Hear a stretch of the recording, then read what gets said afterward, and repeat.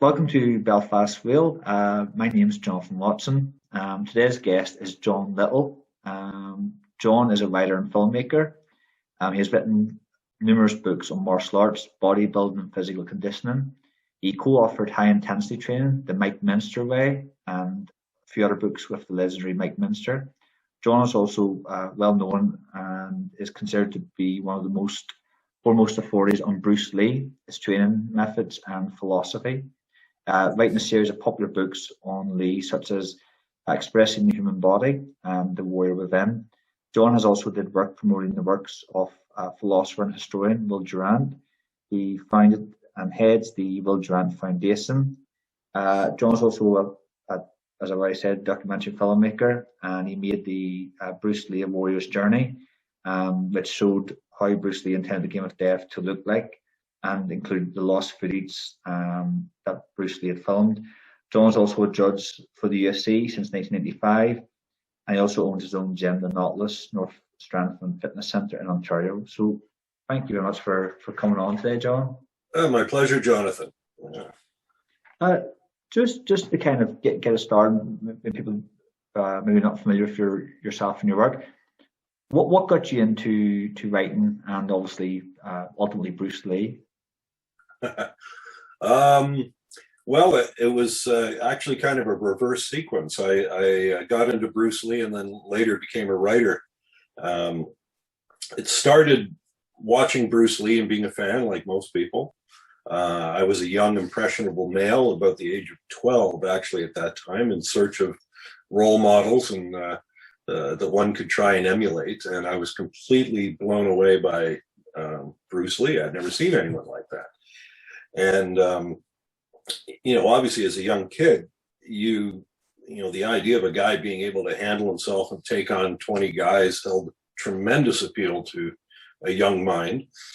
And his physique was phenomenal. I mean, he displayed muscle groups that at that age I didn't know existed, and so I became very interested in how can I emulate that? My naivete at the time, believing that I could, but was fascinated by Bruce Lee and read anything I could about him, examined photographs like they were holy writ, about it, how his posture was and how he did these techniques. I even remember sneaking an 8mm movie camera into the theater to film his fight sequences. And then I'd go home, get the film developed and watch it and try and emulate it. But so that led to an interest in Bruce Lee, which in turn, when some of the earlier books came out, The Legend of Bruce Lee by Alex Ben Block, Bruce Lee, The Man Only I Knew by his widow, Linda Lee, which was, I think there was also a UK release version of that book prior, called The Life and Tragic Death of Bruce Lee. And then I had friends who lived in the UK, and they would access Kung Fu Monthly and some of these early publications, which were poster magazines, which were unbelievably attractive to us in Canada at that time, because there was nothing in Canada like that. So anyway, I followed Bruce Lee, was desirous to be somewhat like him if I could. And that led to an interest in building the body, and in turn to bodybuilding.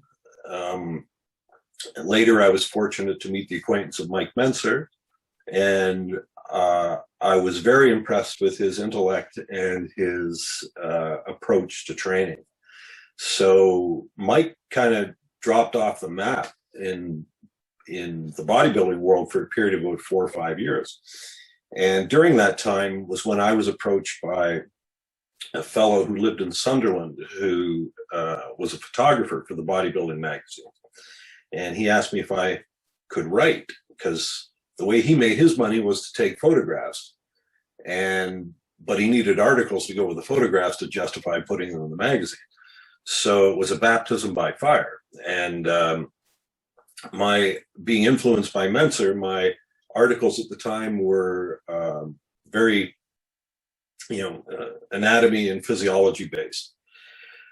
And since Mike wasn't around, I was kind of thumping the tub on his behalf for his methodologies and how he trained and what he believed, and it developed into I got a following, which surprised me, because I always saw myself as sort of a shadow of a more prominent figure. But and that in turn got the attention of Joe Weider in California, who published Flex and Muscle and Fitness and Shape, and he asked me to come out to California to write for him, and I did, and that in turn allowed me a little bit of creativity in terms of determining what subject matter you could write about, and at that time, shortly after I got there, the movie Dragon, the Bruce Lee story, came out. So Bruce Lee was back in the news, and it re-stoked my interest in Bruce that I'd had when I was younger. So I decided and approached the editors that I thought we should do a piece on how Bruce Lee trained. Because up until that point, there'd only been very vague reference to it. He lifted weights. He did isometrics. Well, what? What did he do? So I did an article, and that led to a relationship with the Bruce Lee estate, and that led ultimately to my wife and I and our kids moving to Idaho, where Linda lived, and about 7 books I think I did there. So that it's a very long, convoluted story, but it all started with Bruce. Yeah. And when you first started off writing, did you get much freedom in writing the magazines, or was it pretty much like an editor kind of saying, "John, I want you to write on this guy," or whatever? Did you have much kind of like self autonomy when you came? Surprisingly, I did. The fellow who was the photographer, his name was Chris Lund, amazing photographer, the best that ever came out of the bodybuilding world for sure. But he was like just basically said, "What do you want to write about?" And so my wish list was to interview the bodybuilding personalities that had an influence on me. So Mike Menser was at the top of the list. Steve Reeves, who used to do the Hercules movies, I wanted to talk to him, so I got to speak to him. Lou Ferrigno, the Incredible Hulk. And then once I was into bodybuilding at the time, there were other current bodybuilders and champions that caught my interest. Sean Ray, for example, Lee Haney. Ronnie Coleman was just sort of coming into the picture at that point. Dorian Yates later. So I was surprised that Joe Weider's magazine, which I always had sort of envisioned appealed to a fringe group, the hardcore, diehard bodybuilders, was read by just about everybody at that point. Hollywood actors were doing it because they wanted to improve their physiques, and martial artists were doing it because they wanted to look more like Bruce Lee when they, were either competed or were in the movies. Yeah. So it was, in retrospect, a tremendous entree to interesting people, at least people that interested me at the time, and to talk about various things. Yeah. But it was interesting. Once the novelty and the shock, the sort of the fan-like shock of seeing these people that you've seen in magazines in front of you wore off, I began to look at what they were telling me and answer to my questions quite critically, looking for common denominators. Again, at heart, I was still a fan, and a fan wanting sort of the Mr. Olympia type look. And over time, it became evident that they really didn't have much to offer me in that respect. So I kind of recognized that a good deal of bodybuilding, and martial arts too, for that matter, is the emperor's new clothes. It's the reason it sells is because it's fantastic. It's not normal, and it's very difficult to achieve the fantastic. And from some of the lives of the people that I met who had, I wouldn't recommend it. Normal will get you by pretty good. Yeah. Yeah. I know it was, I remember when preparing for this interview, you obviously mentioned that you did an article of Bruce Lee's training methods. How did that end up setting up your meeting with Linda Lee and obviously ultimately the Lee estate? Um, well, it was initially it didn't look like it was going to occur in terms of the article. I had floated the idea by purely for my own interest. You know, I wanted to find out. I wanted Entree to talk to people that worked out with Bruce Lee to find out what the hell he did. And I remember going to the editor in chief of Muscle and Fitness, who at the time was a fellow named Tom Dieters, and he said, you know, yeah, I like Bruce Lee. He said, but you know, we're kind of a hardcore bodybuilding magazine. You know, like who's going to buy when you're seeing guys that weigh 240 pounds with 3% body fat? Who's going to want to read about somebody who was 130 pounds soaking wet? You know, and so, but he did offer a potential way that the article could be done. He said, if you interview all of the top bodybuilders and ask them what their thoughts are on Bruce Lee, if it's positive, then we'll do an article. And that was all I needed. And because when I spoke to women bodybuilders like Linda Murray or Sharon Bruneau or Dorian Yates or Mike Benser or Flex Wheeler, Sean Ray, all of these top champions all said to a person, yeah, Bruce Lee was a huge influence on me. His physique was amazing. So that opened the door to the article. Once the door to the article was open, I had to start somewhere. It's like, okay, I can write this piece. Who am I going to speak to? So my first thought is, well, the person who was with him the most, his wife, would be perfect because she would know what he did on a daily basis. So I interviewed, let me think here. I can't remember the sequence, but I ended up speaking with a gentleman in Seattle by the name of Taki Kimura. And Taki was probably Bruce's tightest friend throughout a period of 28 years or so. And Taki told Linda that I was researching this article. And then I got a phone call from her, you know, and she said, yeah, well, that's great. I like the fact that you're looking at Bruce as sort of a different facet. It's not just martial arts. So she was very helpful. And one student gave me the names of other students. And pretty soon I'd spoken to probably 30 people that knew Bruce and trained with him. And then Linda was tremendously helpful. She'd sent me 12 color photocopied sheets of his workout programs. So that was, you know, that I'd hit exactly the target I was aiming at. Yeah. And as is often the case in publishing, especially in magazines, I wrote this huge article, like probably way too big. But for me, I wanted to cover every facet. You know, I wanted to know what he did for strength, what he did for flexibility, what he did for aerobic capacity, how he built his physique. And so it was a lengthy piece, a lot of sidebars, you know. And when the magazine came out at the 11th hour, as sometimes happens, an ad came in, which means you have to cut some of the articles out because these magazines are registered with their respective governments as catalogs. You know, they're not science journals, they're not literary devices.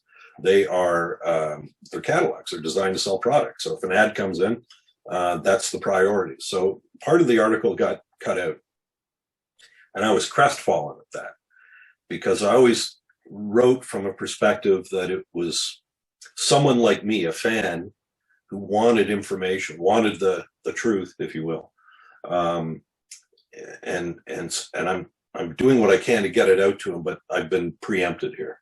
So I called Linda and apologized. I said, I'm sorry. I did a much more comprehensive piece, but part of it got cut out. And I said, and she said, oh, you know, don't worry, it was a good piece and everything. And I said, yeah, I said, but I explained to her the same thing I said to you. I said, you know, as someone who was a fan, you want all the information. and I kind of feel I let them down. I said, really, I said, with all the research I did, I said, you could fill a book with it. And she said, well, why don't you then?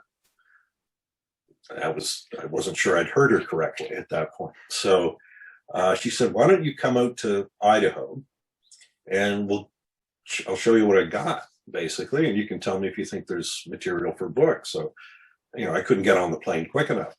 And she met me at the airport in Boise with a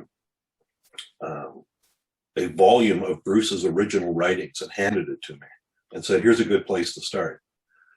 And I was staying at a little hotel, not that far from where she lived.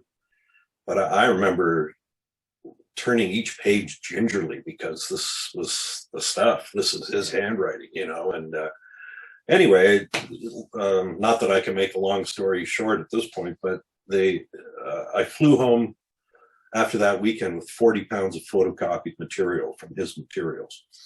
Went back again, came back with about 30 pounds of photocopied material, and then spent the next year and a half transcribing all of them and arranging them into whether they were martial arts related, fitness related, or philosophy. And then that led to the book series that followed. Yeah. I know, obviously, the book of The Art of Expressing the Human Body, that ties in with what Bruce Lee's training methodologies were. Obviously, you own a gym yourself, and you're also quite experienced within bodybuilding circles. When you were looking at his material, the programs he'd written down, how advanced along were they for that time period, which we're talking about the 1960s? Mm-hmm. They were, knowing what I know now, mm-hmm. I would say that they were excellent. Much better than what appeared in the magazines at the time I was writing, to be honest. This daily training with weights that is put forth in the muscle magazines, I've come to see is completely wrong. It works if you're loaded up with drugs, but the average person doesn't drop $50,000 to $70,000 US a year on chemicals just to recover from weight training workouts, and build muscle. Bruce's programs were excuse me, a product of the time for sure, and the information that was presented in the muscle magazines of the time. But at that time, it hadn't gone over the top like it did later. People like Bob Hoffman out of York, Pennsylvania, published, I think it was Strength and Health magazine, and the programs were pretty basic. Iron Man magazine has always been kind of more geared more realistically toward training, and it was like 3 days a week. Very few sets, 2 sets, 3 sets, of about 5 different exercises. And that's what Bruce did, and that's what he advocated for his students. And one student, at least, Ted Wong, gained 15 pounds of muscle over a 3-month period doing that. So those are solid gains. But spacing it out every other day, as Bruce did, allowed for recovery and adaptation of the muscles. So you did get bigger and stronger to whatever degree your genetics allowed. So I don't see that his approach was antiquated in any way. Yeah, it's almost like a precursor to what personal training is now. Yeah, it's almost like that. People say he's the founder of, I know he's the kind of the godfather of MMA, but he's almost, in a way, you could argue, the godfather of modern personal training, because he had, as you say, he had students who he taught martial arts, but he also said, here's your weightlifting program and your cardiovascular training for the next. Well, he was a big, he was probably the first martial artist to, at least in North America, to say that your personal development is paramount, but it's not something that I can give you. You have to do it yourself, and I can, what he wanted to do was train them on the martial arts techniques, but in order to do that to any meaningful level, they had to be in shape, So if he saw somebody lack flexibility, or someone was too weak to endure, the first thing you do is take them aside and create a program for them and say, I want you to follow this, blah, blah, blah, 2 or 3 days a week. And they did, I believe, for the most part, follow his counsel, and it became stronger, bigger, faster, and therefore were able to perform their martial art techniques far more effectively. Amazing, yeah. Obviously, you flew to Idaho, and you were obviously you had access to Bruce Lee's work, and you even document yourself in magazines and books. Bruce was a prolific writer and note taker. How did you begin to break like that vast archive down? Where do you start? Well, I'd start during the transcription of his writings. If, for example, he was writing about how to throw a lead punch, well, that clearly was a martial arts technique. That goes in pile 1. If he was talking about, or if his daytime diary revealed that he had run 3 miles, that was training, physical training. So that's pile 2. And if he was talking about, self-improvement maxims, or the mind and things like that, that went into philosophy, or the 3rd pile. And so over the course of a year, each of those piles got pretty big. And so I created 3 volumes of his writings on each of those subjects, and knowing that they were all integrated from his perspective, because it was the philosophy that informed and motivated him to do the training in the martial arts. And it was the philosophy, or his way of looking at a problem, that allowed him to discern a solution for it, which would be the martial arts technique component. The martial arts pile was a little trickier for me, because in the past, people had, like when the book The Tao of Jeet Kune Do came out, it was kind of a hodgepodge of notes that he had written. And some were from the early 1960s, the mid 1960s, the early 1970s. But his art had changed by then. So, they would mix in classical Kung Fu notations that he had taken with the more liberate your mind, don't be a slave to style stuff. And it was disjointed. When I read it, I remember I was very confused by it first time. It came out in 75, and my uncle bought it for me. And this was it. This was the book, and I was going to get all the secrets, and then when I opened it and was reading it, it was like, what? Yeah. It was like a different language, and so what I saw was that it wasn't that complicated if you were able to compartmentalize the different stages of his development. Like in the early years, he was a purely Wing Chun guy. That was his style of Kung Fu, which is predominantly hands, predominantly passive, in the sense that you respond to your opponent, as he said, like echo to sound. And it was a lot of close infighting. Then he decided he wanted to create the Chinese super system. All of the styles of Kung Fu had something to offer. The northern styles had kicks, the southern styles had the strikes. And so he would read prolifically the Chinese language books on different martial arts. If a fellow that he knew to be a practitioner or a master of a style of Kung Fu came to Seattle or San Francisco, he was there to meet them. And he wanted to pick their brains to find out, what was great about this style in Chinese martial arts. And then he decided that a lot of the stuff in the Chinese arts were not practical. And so he discarded a lot of that and looked at what was effective, what was efficient. And that became his Zheng Fan Gung Fu method. Yeah. And then later he refined it yet again.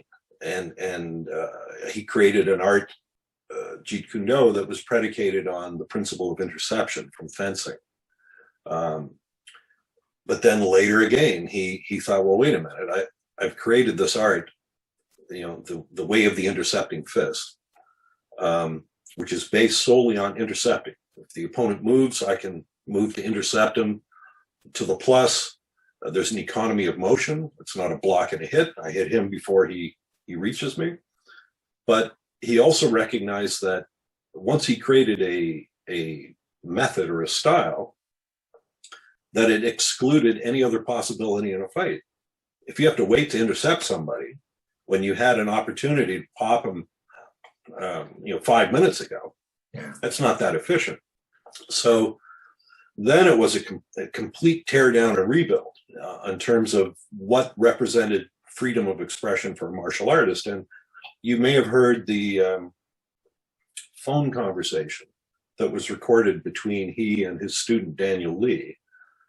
And during the course of that conversation, he said that, if you can move from with your tools, your punches and your kicks, from any angle, then the more limited and the clumsier the opponent or the object in front of you, the easier it is to pot shot it. And he goes, and that's basically what it is. So, there's a lot of diverse material in a martial arts pile that you're going through. And consequently, once you tweeze that out and put it in the right category, you could see the evolution. And this was from his early Seattle Wing Chun period, or this was later in once he'd created Jeet Kune Do, but then was sort of distancing himself from just the principle of interception. Whereas the Tao of Jeet Kune Do just threw random ones of all of these in there. And so once I had that pass key, basically, I understood. Now I can read the Tao and say, okay, I know what that is and that is. That makes sense. But page after page of, in some cases, contradictory information was a little mind-boggling when in 1975 when the Tao came out. Yeah, because I have that book myself, and I agree. When I first started reading it, you're kind of like going, it's very confusing. It's actually quite off-putting. It kind of defeats the purpose of it being a book. And yeah, that's the thing I struggle. But I have to say, with your own work and the books that you put out, I think that brought a lot of clarity for a lot of people, especially for myself. Help kind of bring an understanding. Obviously, we're talking about long hours researching. Doing that research, what surprised you most about Bruce Lee? Well, the first thing that surprised me was, where did he find the time for all this writing? Because, he had a short life to begin with. And then, of course, acting was, he went from teaching martial arts to acting. And while he was an actor, his time was spoken for. He had a wife and 2 children, which demanded a certain amount of time. He had to do his own training, which was considerable, in order to continue to evolve as a martial artist. And to me, it was like, where did he find the time not only to read? His library was staggering. It was 2,000 volumes, over 2,000 volumes on everything from art and psychology and philosophy to martial arts, obviously, which would include wrestling and boxing and some of the Western arts, as we call them, as well as all of the known arts from the East. Filmmaking, directing, and not only did he read them, he had marginalia. He wrote in the margins of certain passages of an idea that came to him, and then he'd write scripts, and then he would choreograph material. And, near the end of his life, work out major deals with big studios. So it was to me, the thing surprising the most was how prolific he was, and how 24 hours in a day can be adequate to do just about anything you want to do on a lot of different fronts if you channel your energies properly. Yeah, and I take it because I think in one of the films and the Bruce Lee the Warrior's Journey, I think it shows you pictures of his diary. I take it he was very big on pretty much pre-planning your week, pre-planning your day to fit all that in. Mm-hmm. Yeah, well, in the daytime, it basically showed what a typical day was for him. My one regret when we were doing the books was that the series ended before we got to do the daytime diaries. That was, I'd actually written that book or edited that book, but it just never came out. So it was, to me, that is important, as daytime diaries were sort of a litmus test for facts. There have been and continue to be so many claims about Bruce Lee, and people he knew and people that taught him and people that influenced him. That put the lie to all of that, and for me, as someone who had been an outsider and had no means by which to fact check certain statements that were made, it was amazing, because in Canada, I know from my own experience that there was a kung fu practitioner in Toronto, which is a city about an hour and a half north of where I live. And this fellow had claimed that for years he had taught Bruce, and Bruce had sought him out for his counsel on martial arts. And at the time, it didn't read right to me, hearing this. But who was I? I didn't know. Maybe he knew him.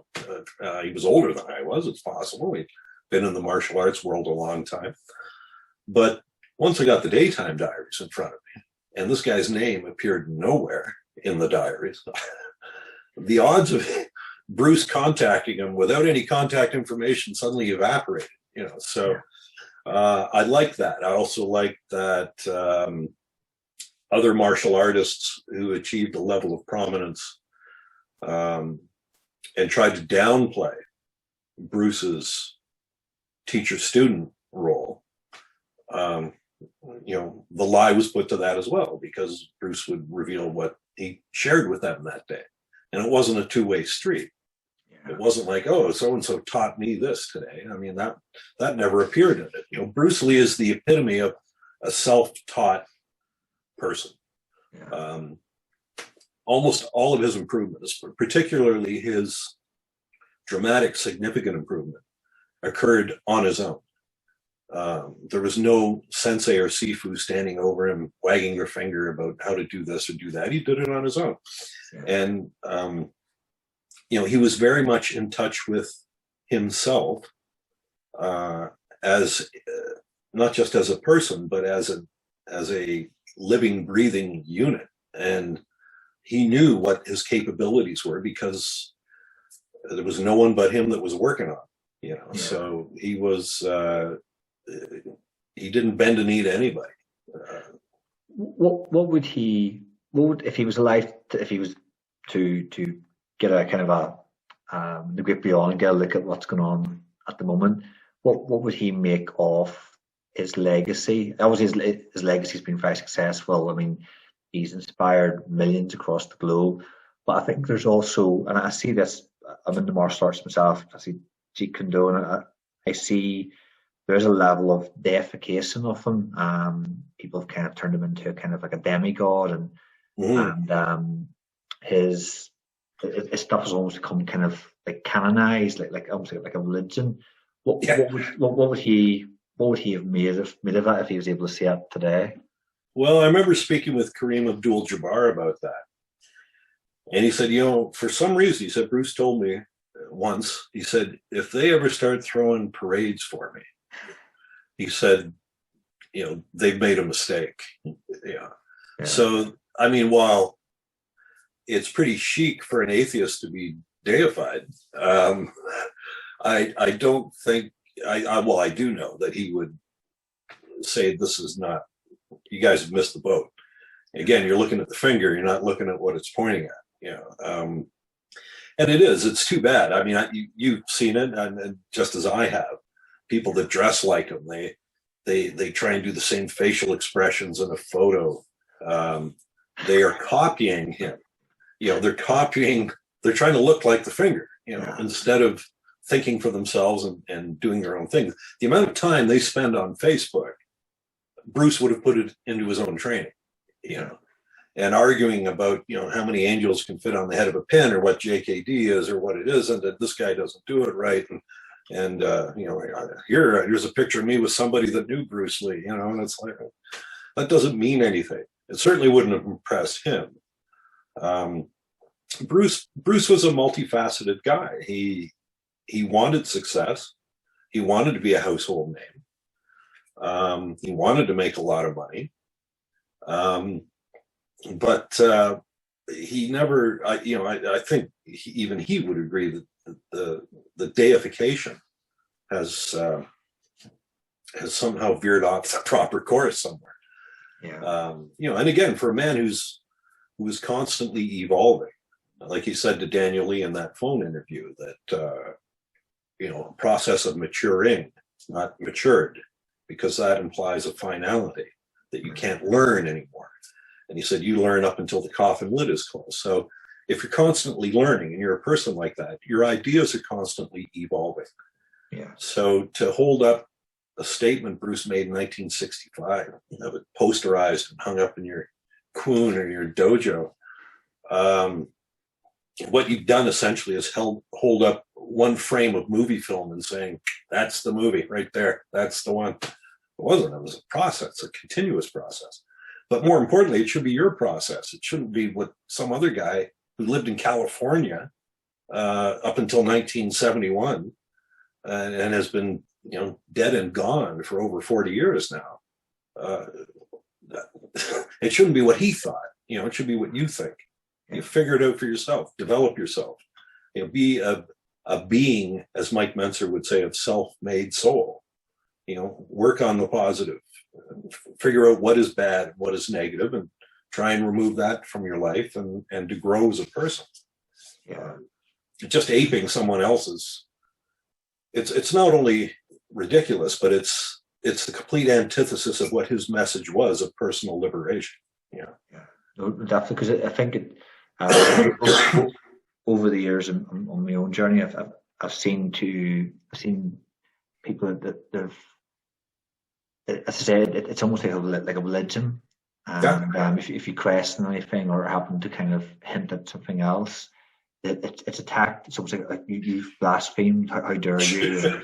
And it's just like kind of going like I think also it damages. I can say this. It damages Bruce Lee's legacy as well, because anyone kind of like the generation now, maybe you're discovering for the first time, maybe meet that and might go, oh, I don't like that. But as you kind of very well put there, that's not what he was about. He was always constantly changing and developing himself, and you see that through even his filmography from the Big Boss right up until the final one. Well, it's like that old Buddhist metaphor about taking the ferry boat across the river. You don't carry the ferry boat on your back once you get to the other side. Or as Alan Watts said, once you get the message, hang up the phone. You don't need to walk around with Bruce Lee t-shirts and posters and bobbleheads and whatever the hell else the estate's putting out these days, to have been influenced by him. You warmed yourself by the fire of his example, and that's adequate. You don't. There's not going to be another Bruce Lee, but there shouldn't be. That's there should be you and developing yourself to the maximum of your potential, rather than throwing that away and just trying to become somebody else. It's funny, when I was doing the books, I mean, that was kind of my full-time thing for 6 years, maybe 6, 7 years. And it was 7 days a week because I was passionate about it. And, a lot of people would say, oh, you're the Bruce Lee expert, and it was like, the first few times I said it, was like, oh, that's kind of cool. Yeah, I guess maybe I am. But after about a year or so, it was like, no, I don't want to. I don't want to be that guy. I've got enough trouble figuring out who I am, but let alone what somebody else was. I mean, I'm just editing some material and putting it out there. I'm like the guy that went into a cave and found some treasures and brought them out for people to marvel at. They're not. I don't want to be chained to the cave, and the idea that someone else can be an expert on someone else's life. I mean, what an empty title that is. I mean, be an expert on your own life if you can. But that requires a little bit of work. But to throw away or aside what you have in order to fixate on what somebody wore, what his favorite food was, what kind of music he liked to listen to. It's like, to me, it's just completely inane. Yeah. What music do you like? Why do you like it? That's important because it's you, right? It's not, the other stuff is a passing interest. Oh, Bruce Lee liked the blood, sweat, and tears. Oh, that's neat. Okay. But so what if you don't? Does that make you a bad person? What if you think David Clayton Thomas sounds like he's coming off a 3-day bender when he sings? It doesn't. The world's far more interesting with different colored, different imagery, sound, sights, everything like that, as opposed to a mono system or a mono response. And I notice that because I'm an inveterate hero worshiper myself. So to me, Bruce Lee was at one point in my life when I was in my youth and early teens. He was the guy. He was the closest thing I had to a religious experience. I wanted to be Bruce Lee, and so did millions of other people. Yeah. But I wouldn't trade my wife or my kids or my family or my life experience to be someone else, and some of us seem to be self-arrested back in that time where they've got to become Bruce Lee. If they could, they'd buy a 1972 red Mercedes, and drive it around because that's what Bruce had. But I think it was good for me in a way to be immersed in his authentic materials for as long as I was, because you become desensitized to it. Yeah. Initially, everything you saw was like, "Ooh, wow, look at that! Ooh, my goodness! Oh, he was the last one to touch this." After 5 years of 8 hours a day, it's oh yeah, okay. It doesn't, and I was aware of that because people would go out and they would buy an item, let's say like a check that Bruce had written, and they were just gaga over it, like, "Oh my God, he touched this," and I probably would have been the same way, but for the fact that I was dealing with his handwritten stuff hour after hour, day after day, year after year, that it you become desensitized to it. Yeah. So I was aware of that distinction, and also the fact that I could totally relate where these people were coming from, but pull back a bit. It's not what you think it is. And it's the same when I went to visit the locations where he made his films in Thailand and Rome and Hong Kong. Part of you, the kid in you, still thinks there's a bit of magic there. You're going to go there and you're going to feel a little something, and you don't. And it's like, yeah, that's the way it has to be. It's a long time ago. A lot of feet have walked over this same patch of earth that Bruce did long ago. And there was no ghost. There was no, I wasn't imbued with the spirit of anything. It was just, okay, you had to go there just to learn that there was nothing to see. Yeah. Obviously during your time, what was one of the lessons you learned from obviously studying Bruce's work? What was one of the biggest lessons that has impacted you personally? From Bruce's stuff? From Bruce, yeah, from your time studying his work. I think his worldview impacted me a bit. that statement that he made in the Lost interview about, under the stars there's but one family, I think is a pretty heady observation for a guy who was 32, I think at the time he made, or 31 maybe. That has the sectarianism, the erosion of sectarianism, and that made an impact. From I think, a more mature perspective, I can't, as far as self-defense goes, I think his advice to, or his example of the art of fighting without fighting is the way to go. Yeah. It jives with my own thoughts on the matter, which is that, unlike other animal species, like, we don't have the power of an elephant. We don't have the muscular explosiveness of a tiger, or the claws or the teeth. Our weapon of survival is our brain. And so to therefore go out and thump your chest, you're going to challenge whoever, to me it's amateur hour. We're not that special in terms of combative skills. The ones that are successful are the ones that avoid trouble altogether. And I think we have a brain that allows us to know if something bad's about to happen. If you've ever been in a pub, Yeah. when something's going to happen. Get the hell out of there. You don't want to be collateral damage, and there's no upside to being hurt, to have a broken arm, to lose your eyesight, to perhaps die.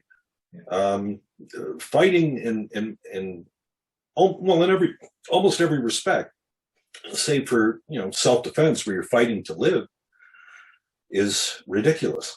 And so to me personally, and I can't speak for others, the art of fighting without fighting to me is that's sage counsel. It didn't get pursued by Bruce Lee, and certainly he was fighting for the sake of fighting in many respects. He wanted to be the best fighter, and he wanted to be able to beat anyone on the planet. That's not my passion. I can think of other things I'd rather do with my time than figure out how to, beat some UFC fighter. But that was Bruce, and that's why we're different people. But so yeah, to me, the art of, that's what I tell my kids. I have 3 sons and a daughter, and they, like a lot of people, they pass in and out of interest in martial arts. And to me, the only thing I say to them when they're going out at night is know where the exit is.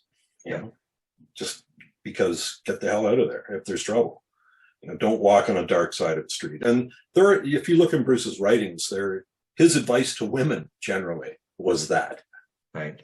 And to me, it's like, well, okay, if you're not a super fighter to begin with, and you're not pugilistic by nature, let's say, that's good counsel for just about anybody, probably everybody.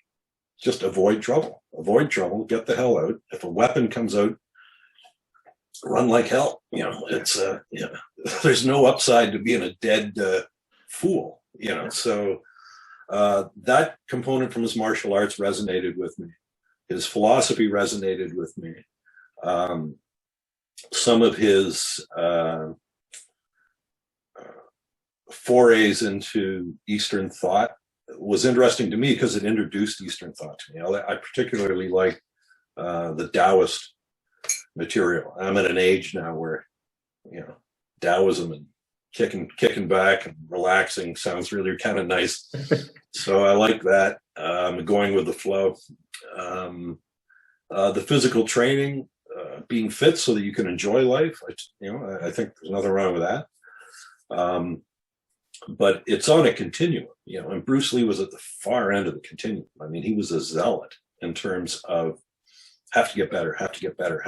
What can I do today to get better and better and better? How can I train my reflexes, my speed, my power, my conditioning, my mind, all of these things.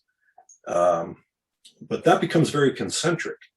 It's very hard to have relationships with other people. Well, the very flavor of life. If it's all about you and it's all about what you're doing, because then you have to look at other people as a means to your end. How can this guy help me develop whatever this is I'm trying to develop, instead of getting to know you as a person. You know, I mean, you could be a guy that you and I talk and we hang up the phone or the Zoom call. Yeah. And we don't think anything else about each other for a while. And for some reason, you go through a really tough patch. And for some reason, I think I'm going to call you and just, hey, how you doing? You know, what's going on, Jonathan? How are things? And maybe that call helps you. That is more important than just as a human relationship, you know, and vice versa, you know. Yeah. Than one guy just trying to be, you know, the best, and Sean could help me. Hey, he's got a podcast. That could help me get my name out there, my image, and then you're using someone as a means to an end, you know. And there's no sincerity in that.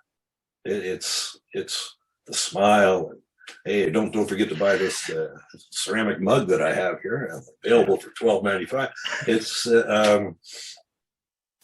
you know, and you see that a lot. There's not a lot of sincere communication that goes on, you know. And anyway, I'm sure I'm off topic now. No, because I know he as you mentioned, he was very, very driven. I suppose to a certain extent he was a wee bit like that. It was just kind of this kind of uncontrollable drive in him to kind of keep pushing, Yeah. To limits. It kind of ties in with Bruce Lee, A Warrior's Journey. How did that come about, and what was the real game of death? What's the real game of death? Eh? Yeah. Yeah. I don't remember the cardboard cutout. Not this crap you put out. What's the real one? Well, it's funny, you know, the first book I read on Bruce was Alex Ben Block's, and I have it on my shelf here somewhere. But within it, there was a photo insert, which is probably why I bought the book. And one of them had a picture of Bruce in his now iconic yellow jumpsuit, blocking a kick from Kareem. And it said, Bruce Lee and his student Kareem Abdul-Jabbar, I'm paraphrasing, work out on the set of Game of Death, a movie that was never completed or released. And I don't know why that caption stuck in my mind, other than the fact that, oh, there's something else we haven't seen yet, you know, of Bruce. Because at that point, we'd seen Enter the Dragon. We'd seen Fist of Fury, The Big Boss, Way of the Dragon. But we hadn't seen the Game of Death, you know, so this could be really cool. So fast forwarding, when I was working with the estate, some of the items within storage were filing cabinet. I think it was 2 filing cabinets, and they were all Bruce's papers and scripts, and so, I mean, part of my task was to go through everything and see, you know, did he write anything? Was there any philosophy, martial arts, or training, or whatever? And I came upon his script for the Game of Death. And I was like, oh, wow, it's not something I could publish. I mean, because it wasn't his training, it wasn't his, you know, martial arts. But it was interesting. Excuse me. And, you know, I wasn't more than 2 pages into it when I recognized what a travesty had been committed in the name of the Game of Death in the movie The Golden Harvest released. Because he had a plot outline. He had his choreography notes. So right away, I knew that, number one, the plot of the movie that was released under that title had nothing to do with this. Number two, he'd clearly shot a lot more footage than had shown up in the 1978 release. And therefore, the next step was, geez, wouldn't it be, I'd like to see that footage. You know, I have a mental idea of what's happening by reading his script notes, but it'd be interesting to see the footage. I wonder if they still have it. That resulted in a trip to Hong Kong and a meeting, I believe, with Russell Cawthorne, who was working at Golden Harvest at the time. And I asked him about Game of Death footage. Do you have this Game of Death footage? And I was essentially told yeah, we're not particularly nostalgic. We're on to something else now. And Jackie Chan was the big thing. Yeah. In other words, they really weren't interested in sending one of their employees to rummage through a bunch of old film reels in the back. So I was disappointed, but let them know that if anything turned up, I was interested, obviously. And then several years later, I got an email from Bay Logan, who was then working for Media Asia in Hong Kong. And I guess during the transfer of Golden Harvest's assets, their film assets, they'd converted a lot of the stuff to video or whatever and sent that over to Media Asia, who were the new owners. And someone found this outtake footage. And so immediately, although Golden Harvest weren't interested in pursuing it, Media Asia was really interested in pursuing it. So I got an email, and I'm sure all sorts of other production companies at different points of the world received a similar email. But I had the script notes. So I knew, and his choreography notes, I knew which ones he shot, which ones he wanted in, which ones he didn't want in. So a deal was arranged. I got a copy of the footage, went into the studio, and the first thing I did was use the blueprint of the script notes to make the proper cuts. And then I had 40 minutes of continuous footage, as against 9 minutes and change that appeared in the 1978 film. So that was step one. Then we had to have Foley put to it, which is the sound effects, people walking and weapon sounds and all that. And then also edit in his own war cries, which had to match the emotion that he was displaying and the intent to some degree. And that had to make that authentic. We had to lift that from films where he did his own war cries, Enter the Dragon, Fist of Fury, and Way of the Dragon, but only, I think, the Hong Kong version, which had a different set of war cries in it, to be honest. So anyway, once we got that done, and then we needed to have music that matched the period that this film would have been released in, so circa 1972. And then the next step was we had to go to South Korea, because that's where he had indicated this temple in Popchusa was, a 5-story pagoda, the giant Buddha, located where that village was. And then we went there and we secured a film crew in Korea to enact the storyline such as he had sketched it out. So we'd have some idea of what the idea of the film was and the dialogue that he had written in. So that was, and then once that was done, I didn't want to just present that, because there was something missing. Clearly, I mean, he didn't finish the film, so there was a lot missing. But so the idea at that point was do a documentary, explain his evolution in terms of his thought and approach to martial arts, and how ultimately he came to view the game of death as being the cinematic showcase for that philosophy. Yeah. And so that's how that happened. Excellent. Because the Warrior's Journey, again, I've recommended anyone to watch it. The copy I have came out with was an anniversary one. I think it was 30th anniversary of the Enter the Dragon. So I think Warner Brothers released it as a double DVD. Yeah. From my interpretation, I recently watched a documentary. Was it Bruce Lee? I think it was done by ESPN. Be Water, My Friend. Yeah. And this is my own personal view here before anyone attacks me. It was subpar to your film. Oh, bless your heart. No, because in A Warrior's Journey, you highlight the issues Bruce Lee faced along the way, some of the racism within Hollywood, the setbacks that I think a lot of people didn't believe in the vision that he was trying to sell. But your film captured that kind of indomitable spirit, that he didn't give up, that even though he had these setbacks, he could see the bigger picture and he could kind of overcome them. Well, he believed in himself. Yeah. You know? Whereas he knew what he had. And eventually he knew that other people would see it as well. So, there's a lot been made out of how Hollywood closed their doors to him. And it was racist, these white executives sitting in an office saying, we're going to deny that Chinese guy an opportunity. I don't think it went down like that. You got, realistically, his friends in Hollywood had his back. I mean, he had the number to the top guys at Warner Brothers, and they took his calls. They were developing a series for him when the Kung Fu thing fell through, The Warrior. And they paid him a retainer. Here's 24 grand, which in 1971 was a fair chunk of money. Yeah. Just,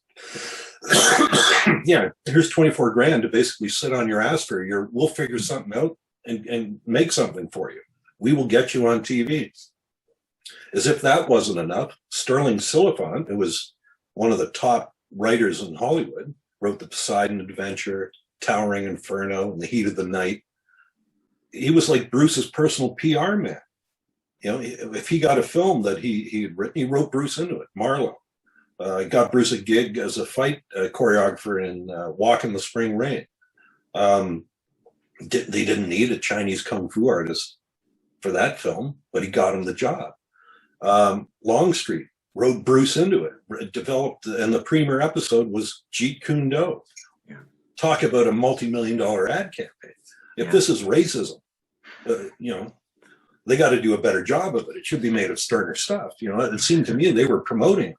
Yeah. So I don't buy that because he lost the lead in the Kung Fu TV series, which actors do all the time, that it was some big, corporate racist plot to keep him out of Hollywood. Quite the opposite. I mean, he had James Coburn signed on to do The Silent Flute. And that was a project that they kept putting the bellows to, even while Bruce's career was going in Hong Kong. In fact, the very week that he died, Silliphant was to fly over and talk to him in depth about getting that film going again. So, there may not have been a lot of roles for an Asian actor in movies in Hollywood, but that's a different issue. Yeah. I mean, if there were roles available, Bruce Lee had the connections in the industry that were working hard on his behalf to get him in front of the camera. It wasn't like he was there alone. No. And he had no friends, and everyone was against him, and he had to go back to Hong Kong to make his movie. Because I felt when I watched the ESPN one, Be Water, My Friend, it was very much from my own humble kind of observation, was kind of promoting like victimhood. Mm-hmm. Bruce never saw himself as a victim, ever. No, he was bigger than that. He was never a guy that wallowed in self-pity, oh, poor me. I mean, yeah, he went through hardships. Every human being goes through hardships, but he also knew that the way to overcome those hardships was through self-belief, and he had that in spades. He knew what he could do, and he knew that he had what it took to be a star in Hong Kong, and he mapped out his own plan to do it. He would go back there, and like Clint Eastwood did in Italy with his spaghetti westerns, he would make the kung fu movies that would make tons of money in Asia, and that money was the one color that everyone accepted in Hollywood. So he knew that if they made enough green, he would have Hollywood among other countries that made films at his feet, and he did. But it wasn't, he was not denied. And be perfectly blunt, I like David Carradine in Kung Fu. It worked for me, and it was, again, remember what Kung Fu was. It was a Chinese American.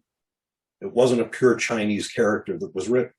It was, and he did a good job on it. Would Bruce have been more dynamic in the role? No question. Yeah. And But as James Coburn also told Bruce, don't do television here. It'll chew you up, because imagine the work that goes into the choreography and Bruce's dedication and perfectionism to get it right. And you're going to have to do what, 40 or 80 fight sequences a year that he would probably have had to choreograph. Yeah. You burn yourself out. I mean, he was already starting to repeat himself a little bit in his movie choreography. Remember the Chuck Norris sequence where he kicked him 5 times in a row? Did that in Enter the Dragon as well. Yeah. I mean, there's only so many ways you can be creative in either a multiple opponent or a single opponent situation. Yeah. And Bruce did everything. I mean, in his films, there was average, he fought 4 times a film, fought 4 or 5, 4 sequences. Every one had to be different than the previous one. And that had to be different than the ones that were in the previous film. That's a tall order. Yeah. That's a tall order. And, do that in a television series. I mean, you'd be watching a lot of the same techniques repeated, simply because there's a finite amount of ways a human being can move. So I don't know. I mean, I get that there's that someone who is a victim who then succeeds is very attractive to a lot of people. But Bruce was never a victim. He was. It just wasn't the way he thought. Again, his philosophy was, under the heavens we're all one family. It just so happens people are different. That was his attitude. So, he didn't say, oh, these damn white people in Hollywood, at least if he did. I have never encountered anything like that in his writings or his interviews or whatever. I mean, he had lost the warrior job in and around the time he did the interview with Pierre Berton. And you see how he handled that. If I were the man with the money, he said, I might have my own apprehension about hiring a guy like that. It wasn't, Pierre, those racist bastards in Hollywood, they didn't give me a chance, damn it. There was none of that. Yeah. This is something where other people want to make him their cause celeb, and it's not, it wasn't Bruce. He was beyond that. He was a guy who viewed himself as a human being. So therefore, he's no different than you, except he was going to work harder, cultivate these abilities and talents to a level that that would have been impossible for anyone looking to make money in the film world to ignore. And he did that. I know we've covered quite a bit on Bruce. I know time constraints and stuff like that, and I do apologise. I'm going to jump to the next question. You worked with Mike Mincer, and you've obviously worked with Bruce Lee and Will Durant, and I apologise for going to get more into that. But how would you sum up those 3 individuals, if it was to pick those 3? How do you sum up their individual message or their mission statement to the world? Maybe that's a bit of a tough question. Will Durant was the ultimate man of perspective, where, you heard that thing where you pull yourself back, you think you got a problem, well, pull yourself back until you're on another planet, look down and you're just one of a million species of, one of a million planets, one of a billion solar systems, and one of a billion galaxies. Suddenly your problems don't seem so serious. Will Durant was all about perspective, but he used human history as his vantage point. And that while human technology has improved and evolved and grown over the eons, human nature hasn't changed. We still are largely insecure creatures that, if you're a man, you're very attracted to women, typically. You want security, as do they. You want some degree of efficacy over your life, control, power, dominion. And this can lead us astray a lot because they're very strong. And one is based on fear and the other is based on biology. They're very strong, overwhelming drives, which can take our train off the tracks pretty quick. So you have to temper that. And he would look to the great thinkers of the past and how did they deal with the issue of human nature. You know, some people it was religion that would wrap their knuckles and keep them in line. For other people, it was logic and thought and trying to discern a way of human interaction that wasn't predicated on a divine reward, but for the righteousness of the act itself. So Will Durant was fascinating that way, and perhaps the best prose writer I've ever read. The only writer I've ever read where you stop after you read a passage and go, "Oh my God, that was like a painting." The way he did that, his prose is phenomenal. Mike Mentzer became a very good friend of mine. Was a brilliant mind, particularly with regard to looking at exercise and questioning things, but using logic as a tool to try and find out, is there a better way to do this? And as he said, it's not the idea that the blind more is better approach that most people in exercise take. You know, if a little's good, more's got to be better. But look at bodybuilding science or exercise science is flowing from medical science. And there are certain things that we know to be true in medical science, or at least medical people do.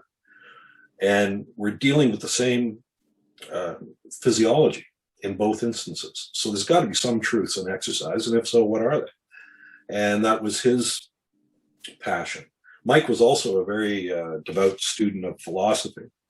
He was, I suppose, a man of his era as well. He was grew up in the counterculture, so he would have been.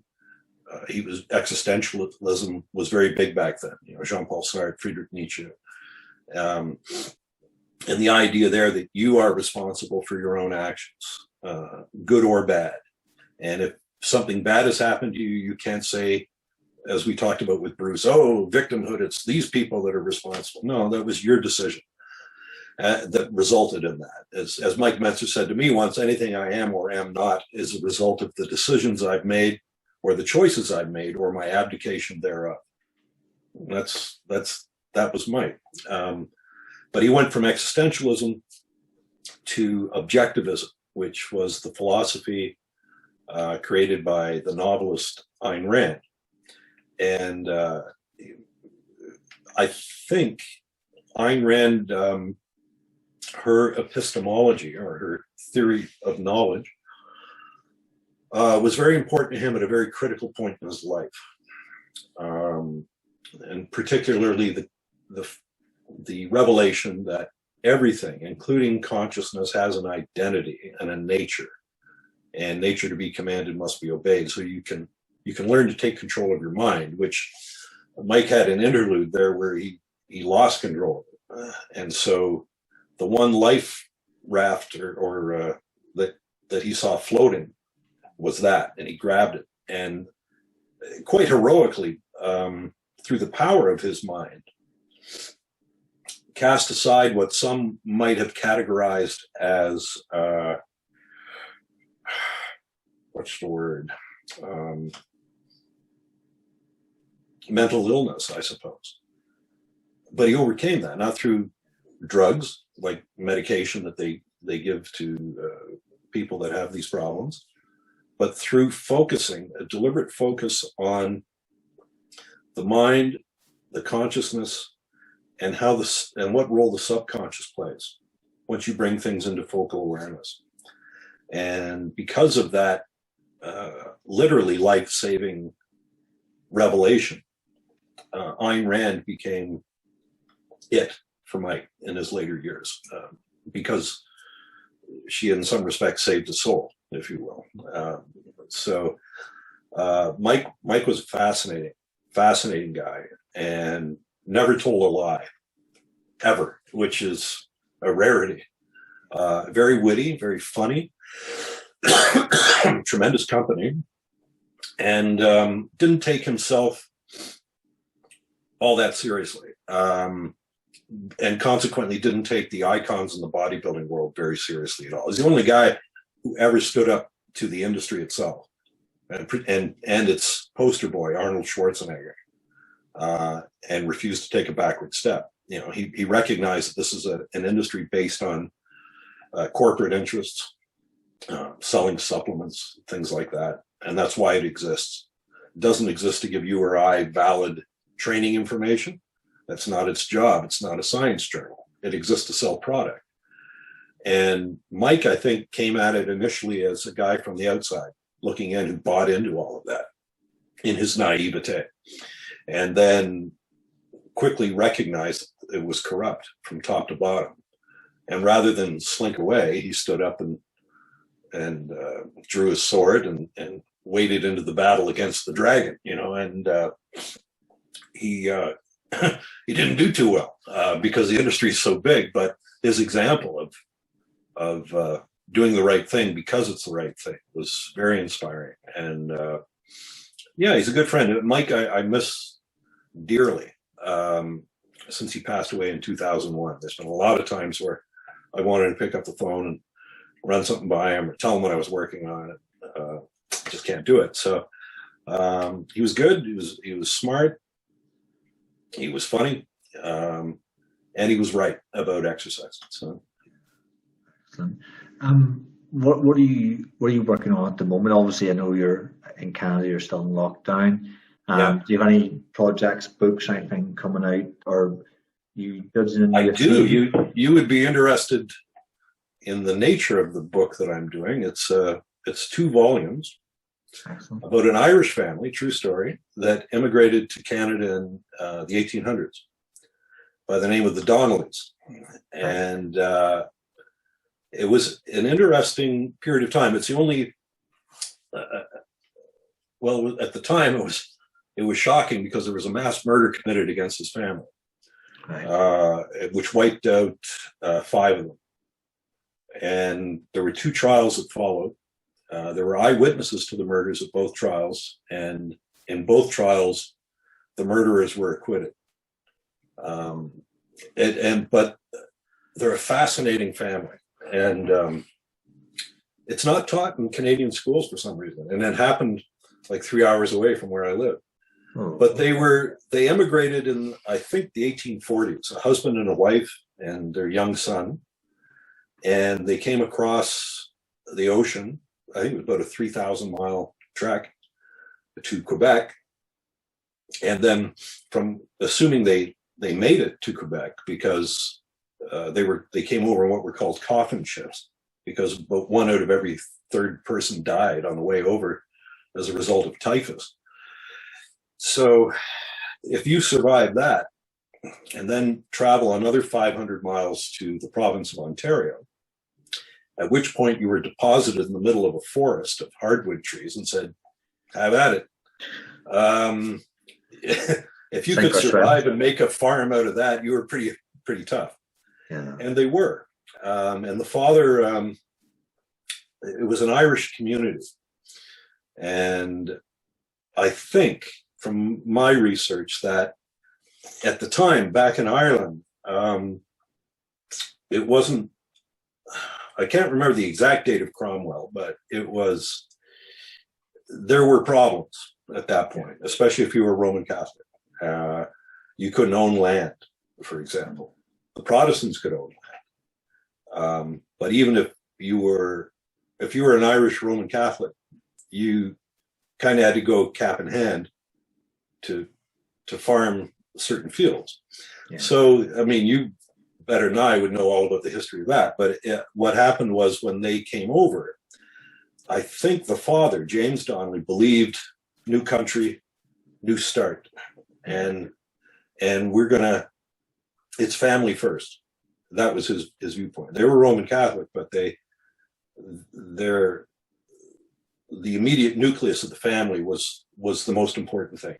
Yeah. And consequently, if you came to Canada and you needed tools or equipment, and it was a Protestant shop owner that owned it, they said, "Well, that's where we'll buy it. You know, we don't care. That was our, you know, this is new now, you know, and that has nothing to do with our faith.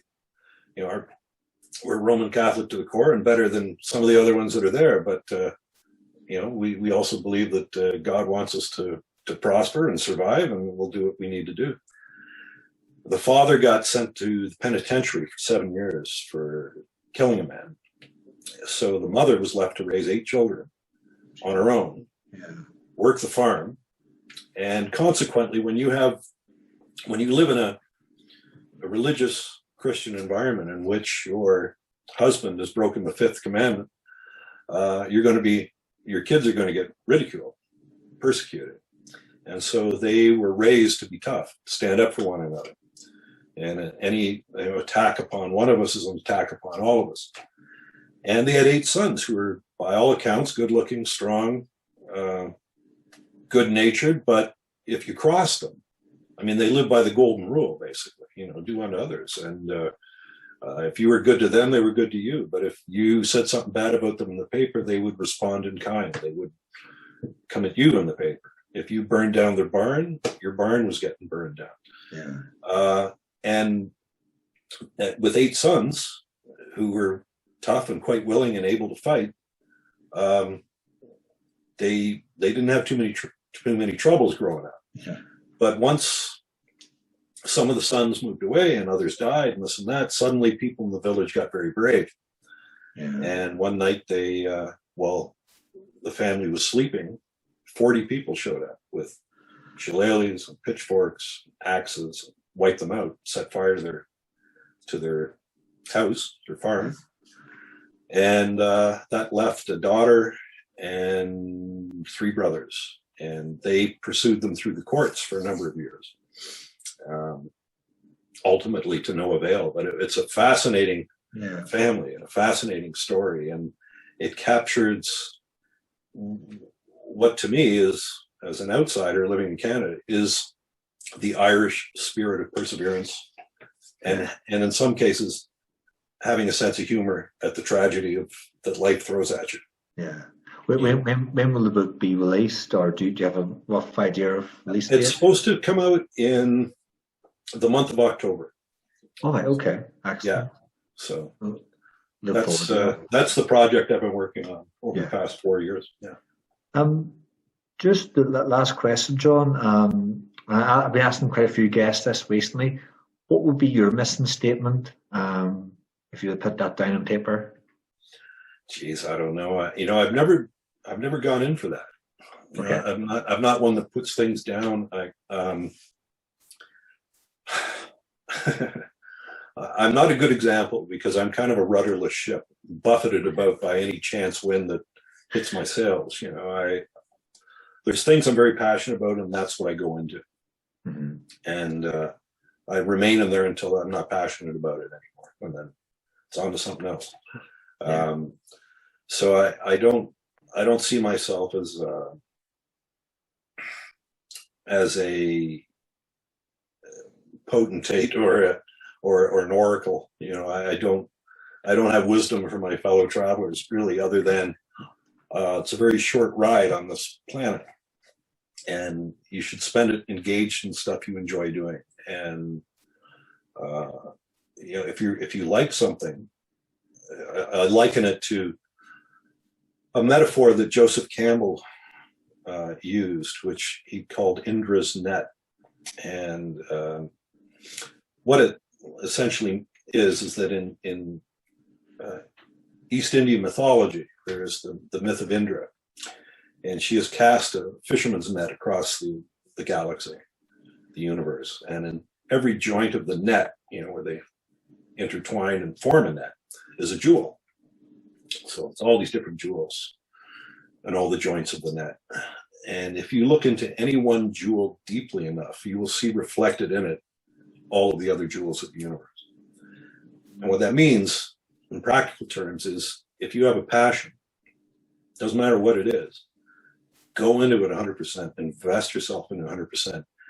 And if you do, doors will open in different areas that you didn't even know there were doors before. Yeah.